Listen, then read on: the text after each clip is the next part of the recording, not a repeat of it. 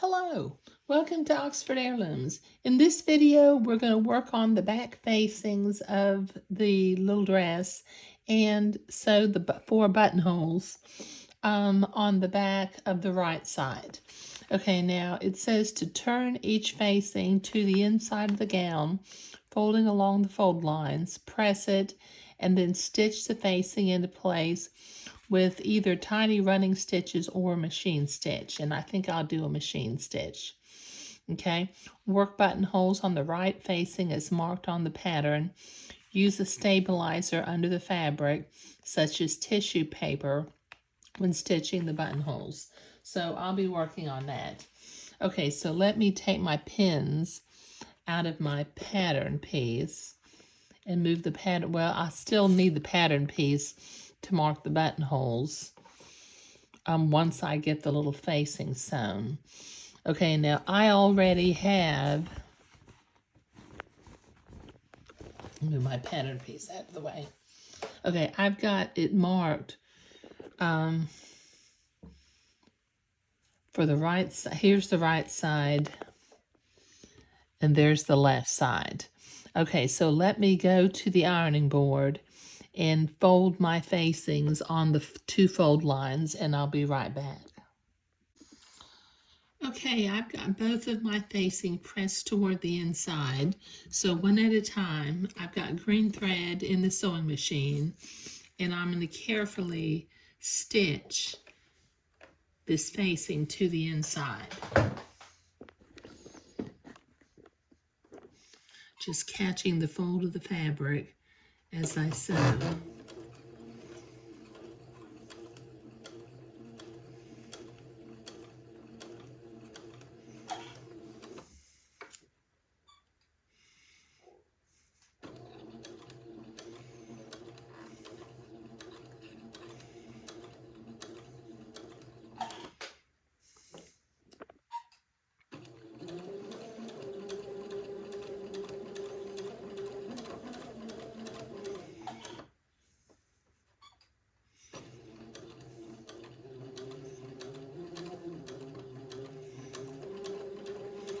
Okay, this is going to take me a minute to get both facings sewn down, so I'll be right back. Okay, so I'm ready to sew some buttonholes. I'm here at my vintage Singer sewing machine with the buttonholer attachment. I put my 5/16 inch template in because I have 1/4 inch buttons and I need to have very small buttonholes. Okay, so I've got a mark on the back facing where the bottom of each buttonhole will go. Okay, now I've never had a pattern tell me to use tissue paper before, but I'm going to give it a go. So I've got my tissue paper up underneath the fabric. Probably have more tissue paper than I need. I could have cut that down, but that's okay. Okay, so let me bring this facing up underneath the presser foot. Get the paper under here and the facing under here.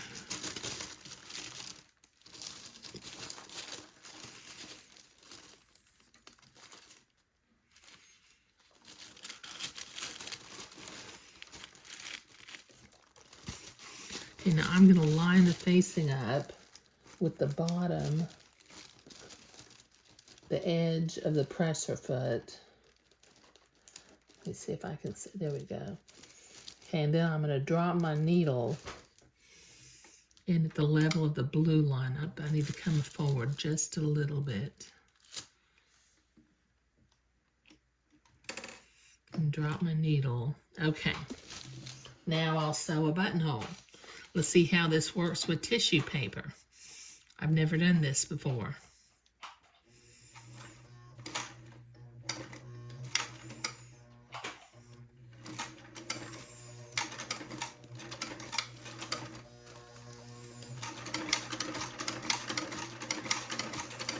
I may have learned a new trick.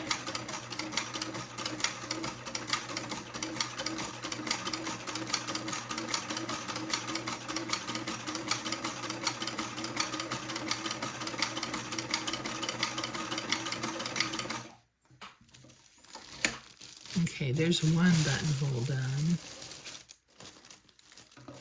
Not exactly in the center of the facing, but that's okay. As long as they're all evenly spaced from the edge, we'll be okay. Clip my threads. And I'll wait until I'm finished before I tear the tissue paper away.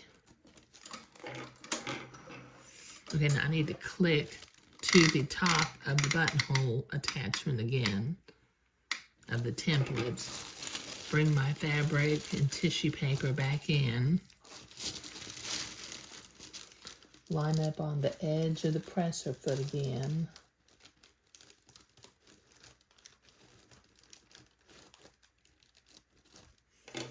Drop my needle at the blue line. And then proceed to make another buttonhole.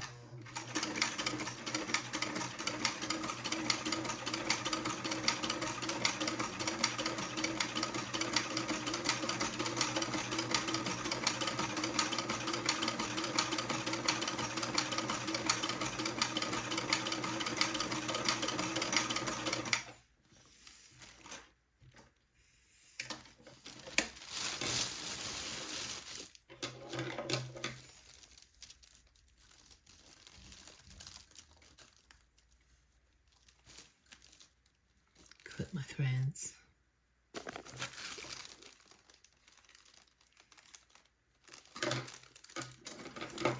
Make the third buttonhole.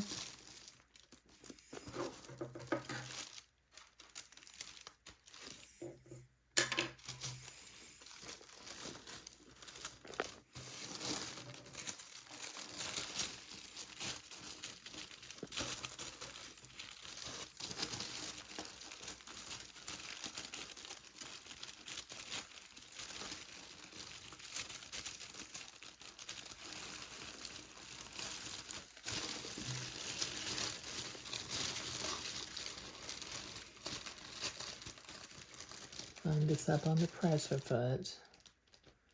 Then drop my needle at the level of the blue line.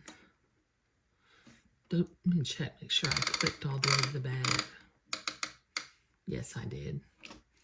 Okay, I can make another buttonhole.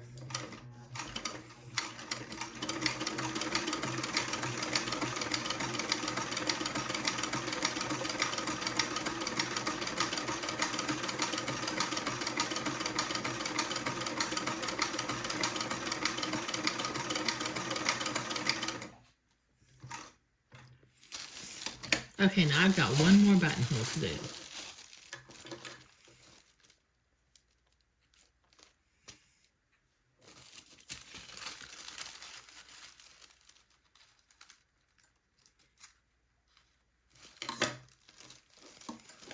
Let me click to the back of the buttonhole one more time.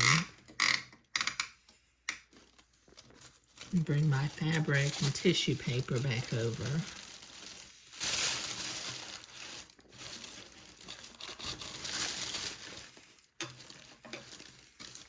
Line up the edge of the facing with the presser foot.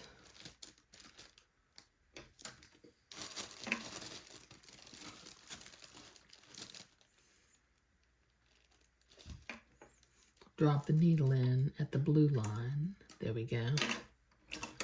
And make the fourth buttonhole.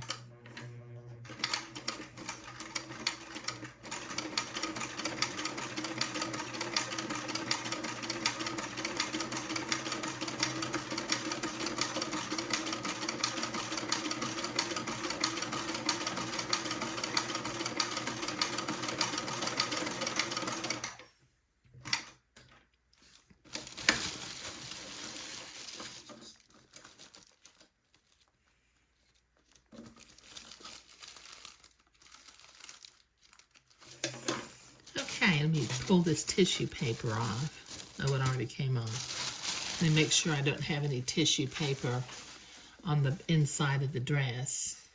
Oh no, that worked out pretty well. Oh, maybe I like that. Huh. Okay, so we have 4 perfectly lovely, perfectly the same size and lovely shape vintage buttonholes.